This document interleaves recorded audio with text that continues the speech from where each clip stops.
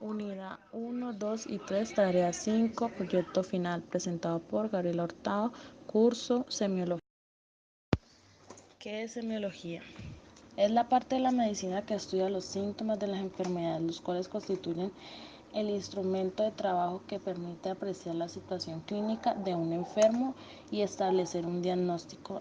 En medicina, la semiología clínica es el cuerpo de conocimientos que se ocupa de cómo identificar las diversas manifestaciones patológicas, signos o manifestaciones clínicas objetivas y síntomas o percepciones subjetivas, de cómo buscar estas manifestaciones semiotécnicas y de cómo reunirlas en síndromes, interpretarlas, jerarquizarlas y razonarlas.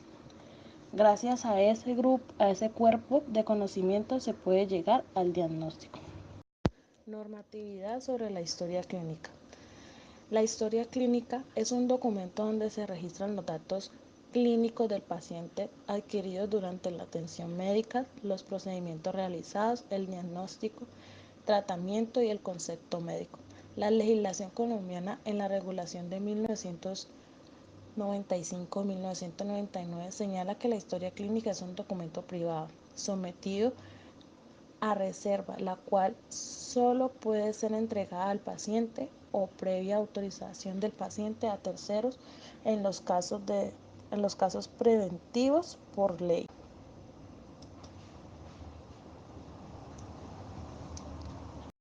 En las leyes de la historia clínica podemos encontrar la resolución número 1995 de 1999, julio 8, en la cual se habla qué es la historia clínica, las definiciones,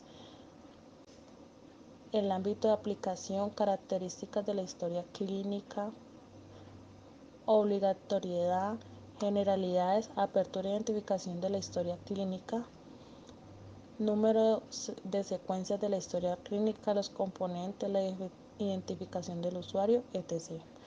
Por otro lado,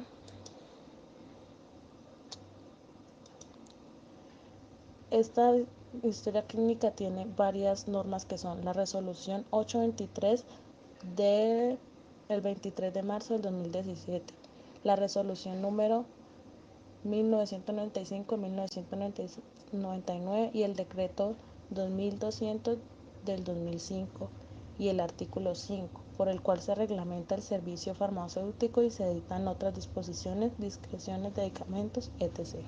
Partes de la historia clínica. La amnesis, el examen físico, diagnóstico, tratamiento, evolución, formatos especiales y epicrisis.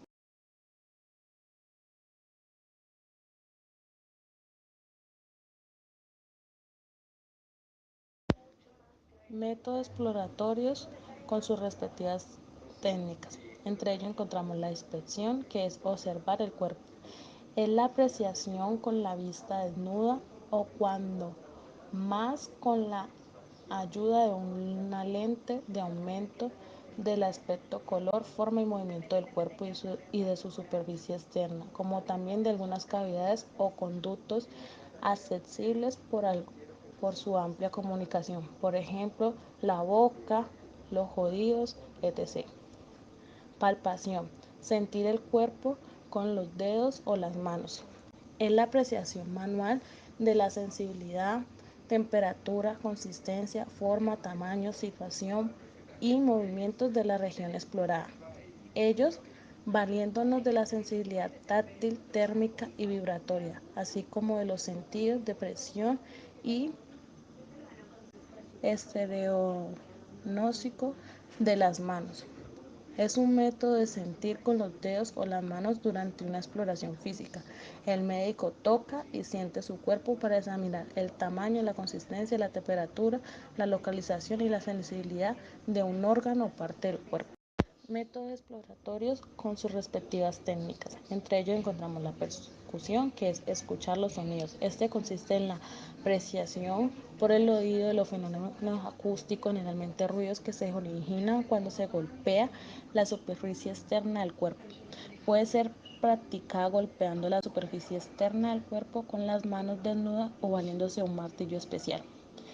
También podemos encontrar la auscultación, que es producir sonidos, generalmente dando golpes suaves en áreas específicas del cuerpo. Esta consiste en la apreciación con el sentido de la audición de los fenómenos acústicos que se originan en el organismo, ya que sea por la actividad del corazón o por la entrada y salida de aire en el sistema respiratorio, o por el tránsito en el tubo digestivo, o finalmente por cualquier otra causa. ¿Qué son los signos vitales? Los signos vitales reflejan funciones esenciales del cuerpo, incluso el ritmo cardíaco, la frecuencia respiratoria, la temperatura y la presión arterial. Su proveedor de atención médica puede observar, medir y vigilar sus signos vitales para evaluar su nivel de funcionamiento físico. Los signos vitales normales cambian con la edad, el sexo, el peso, la capacidad para ejercitarse y la salud en general. Entre los signos vitales encontramos el pulso. El pulso es una medición de la frecuencia cardíaca, es decir, la cantidad de veces que el corazón late por minuto. A medida que el corazón impulsa la sangre a través de las arterias se expanden y se contraen con el flujo sanguíneo. Al tomar el pulso, no solo se mide la frecuencia cardíaca, sino que también se puede indicar el ritmo cardíaco y la fuerza del pulso.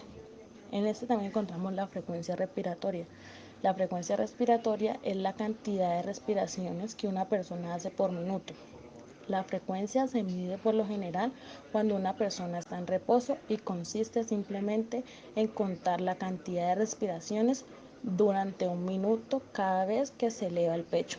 La frecuencia respiratoria puede aumentar con la fiebre, las enfermedades y otras afecciones médicas. Cuando se miden las respiraciones, es importante tener en cuenta también si la persona tiene dificultades para respirar.